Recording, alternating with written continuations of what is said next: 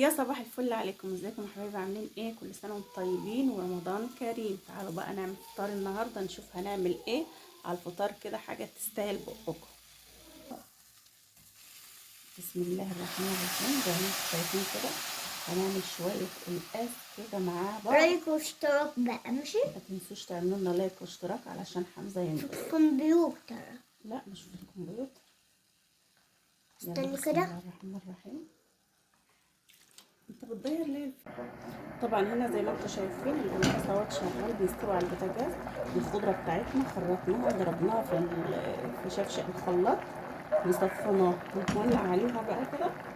صفناها، خدنا الاخضر بتاعها هنكبه كده على القلقاس ونولع عليها بقى تتحمر كده على نار هاديه عبال ما نقشر ايه فصين توم.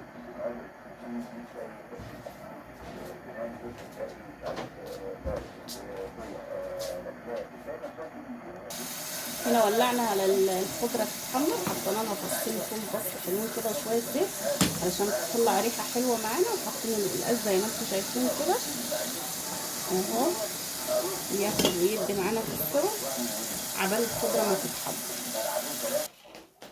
هنا الخضره بتاعتنا زي ما انتم شايفين اتحمرت خلاص ونشفت اهي، وفصين الثوم بتوعنا كمان هنهرسها دلوقتي قدامكم.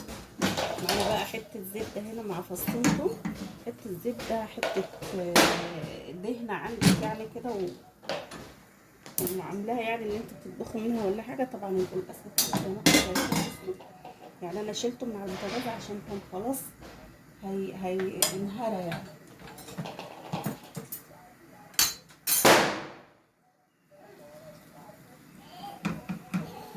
هنا الثوم بتاعنا حطيت حته زبده عليه او حته دهنه زي المتاح عندك يعني، حطيناها كده في ايه تتحمر على نار هاديه طبعا. والقلقاس بتاعنا زي ما انتم شايفين اهو والله استوى علشان هو دايب يعني جوه.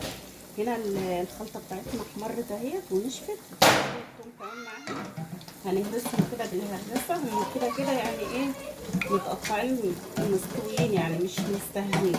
حتى انت لو حطيتيه ورق السلق والخضره اول ما بتحطها تتحمر بتنشف على طول.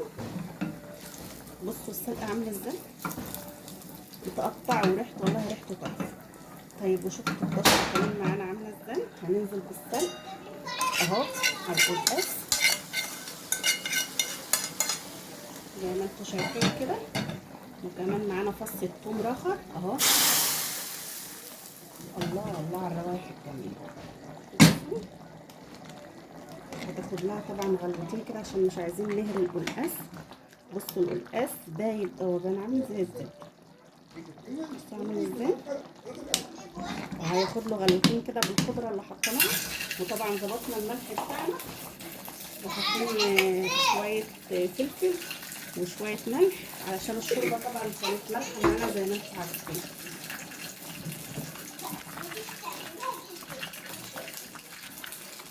هياخد له بقى غلوتين كده كمان وبعدين نطفي عليه. بس هننضف بقى شويه رز حلوين جنبه كده مع حتتين لحمه متحمرين، مع بقى ايه اللي ما بيحبش القلقاس هنعمل كمان طبق ملوخيه جنبه يعني.